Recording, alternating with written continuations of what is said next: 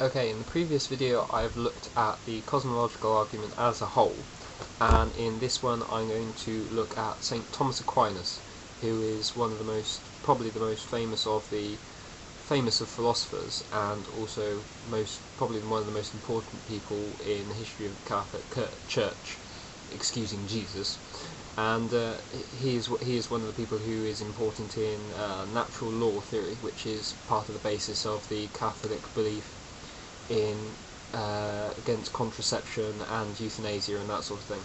And so he's very influential in that, and he's also very influential in many ways of thinking, and his arguments are probably the basis for many of the normal arguments. Okay, so one of the important things about St Thomas Aquinas is he have his 5 ways, and these 5 ways are his 5 proofs for the existence of God, in his opinion. And I'm not going to look at all of them, I'm going to look at 3 of them in this video, because these 3 are the ones that are concerned with the cosmological argument for the existence of God. So I'm going to look at them in turn. Okay, the first one of the 5 ways is the theory of movement, or change. Movement and change, this is not just to do with the idea of things moving around, it's also to do with a way of things changing from one thing to another, so not just a dog running, it's also how not a dog running, but the Earth orbiting the Sun, that sort of movement. It's not just that sort of movement, it's also movement in the sense of change in how a piece of wood is burnt, and it moves and it changes from one thing to another, it turns into ash and heat and all that sort of thing. Okay, and from this, his basic argument goes as this. The first of the 5 ways is concerned with motion and change. This idea is based on that if something moves, it must have been put into motion by something else. This movement cannot go back infinitely, and he says that infinite regress is impossible. This means that there must be a prime mover and or unmoved mover. This we all know to be God, which is his standard quotation. This idea was originally the idea of the prime mover. Originally came from Plato with the ancient Greeks. They originally came up with this original concept of the unmoved mover, the uncaused cause.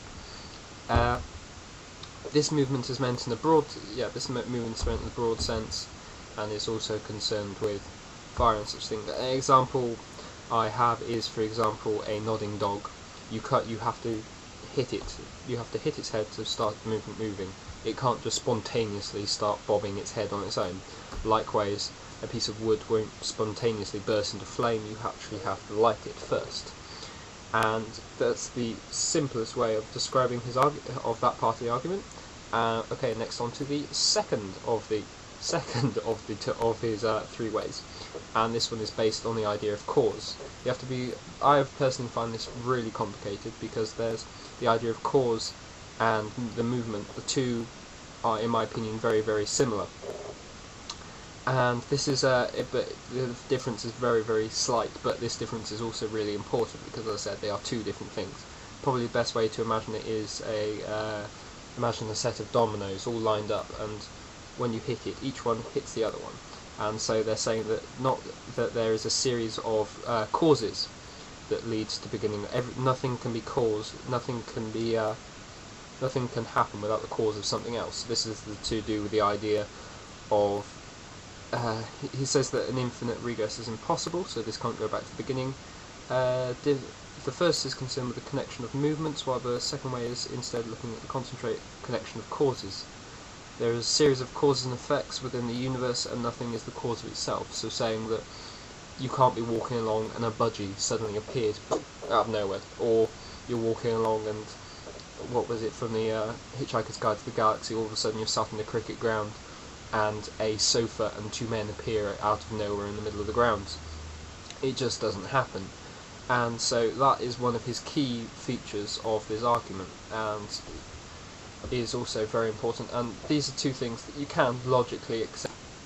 Okay, the third of the 5 ways is described as contingency, and this is to do with things, once again, moving along, and in this case it's more a case of beginning and end. How St Thomas Aquinas notices that everything has a beginning and everything has an end, and this is an accepted fact. nothing lasts forever, nothing is immortal. People are born and then we die. Trees grow and then they disintegrate. They die and then they turn into mold. But beforehand they've grown a seed. The seed grows into a tree, and it goes on and on and on and on. Everything is part of a cycle, and that nothing lasts forever, and everything lives and everything dies. The standard example of this used is the chicken and the egg. As I've said before, the St Thomas Aquinas part of the idea is very important, is the idea of infinite regression being impossible, and the idea of infinite is just not comprehensible to him. So part of this, with the third argument, is the idea that everything begins and ends. In his opinion, at some point there must have been a point where there was nothing, and because if everything begins and ends, there must be a point where there was nothing, and that there simply wasn't anything there, and that if this was the case, and there needs to be something, and with the third argument, if there needs to be something to create something, then if there was simply nothing, in his opinion, there still would be nothing, which he says is completely illogical, and of course untrue, because we are here.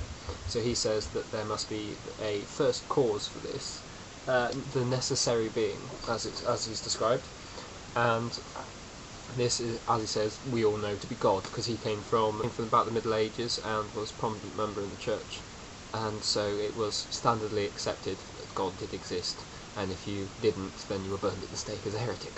But interesting point, way to remember St Thomas Aquinas is that he was so fat that when he died, they had to the top of a building, they had to cut him up into small pieces and take him down in little sections, because they couldn't take his whole body down. It's a good way of remembering it about him. I refer to him as the fat man for the first half a year of my course. Okay, with this, generally is the idea, yes, that the idea that this must have begun, and there must have been something to start this off, and this first cause, and this necessary being was God. For the cycle, in their opinion, God is out of this cycle, and he is removed both from space and time, and is away from all of this movement. This is something that has cropped up due to the arguments against this opinion, which I'll look at later. And so God is this first cause and this first mover, and he began those movements. Everything has begun. This is also tied in well with the Big Bang theory, because a lot of people will say now that a lot of Christians who have moved slightly more towards the sciencey understanding are not just saying that the universe just appeared as it is, as it is now, as God created it. It's more a case of the Big Bang and the God who banged the Big Bang, and this was God. So that's generally St Thomas Aquinas as he is, and I'm going to leave him there and possibly look at the arguments against him, and also be looking at the Kalam argument.